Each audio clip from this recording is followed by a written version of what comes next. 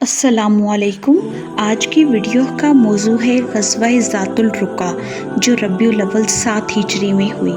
مسلمانوں کو پریشان کرنے میں اور مدینہ میں رہ رہ کر چھاپا مارنے میں ان بدھو لٹیروں نے جو نجد کے صحرا میں خیمہ زن تھے بڑا سنگین حالات بنا ڈالے تھے، اس لیے ان پر ایک قسم کا رعب اور دبدبہ ڈالنے کی غرض سے رسول اللہ صلی اللہ علیہ وآلہ وسلم نے مدینہ کا انتظام حضرت عثمان بن عفان رضی اللہ تعالیٰ عنہ کے سپرد کر کے 700 صحابہ کرام کے ساتھ نجد کا رخ کیا۔ آپ صلی اللہ علیہ وآلہ وسلم نے اثناء راہ میں جب ایک جگہ لشکر کا پڑاؤ ڈالا تو لشکر ادھر ادھر درخت کے سائے میں آرام کرنے لگا۔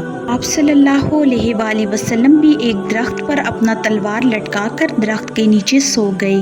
اتنے میں ایک مشرک نے آ کر آپ صلی اللہ علیہ وآلہ وسلم پر تلوار سونت لی اور آپ صلی اللہ علیہ وآلہ وسلم کے سینے پر بیٹھ گیا اور کہا کہ میں تجھ کو مجھ سے کون بچائے گا؟ آپ صلی اللہ علیہ وآلہ وسلم نے فرمایا اللہ، تو اس کے ہاتھ سے تلوار گر پڑی۔ پھر وہ تلوار آپ صلی اللہ علیہ وآلہ وسلم نے اٹھا لی اور فرمایا اب تمہیں مجھ سے کون بچائے گا؟ اس نے کہا آپ صلی اللہ علیہ وآلہ وسلم مجھ پر احسان کیجئے، میں آپ سے وعدہ کرتا ہوں کہ آپ صلی اللہ علیہ وآلہ وسلم سے کبھی لڑائی نہ کروں گا اور نہ آپ صلی اللہ علیہ وآلہ وسلم کے خلاف لڑائی کرنے والوں کا ساتھ دوں گا۔ اس کے بعد آپ صلی اللہ علیہ وآلہ وسلم نے اسے چھوڑ دیا۔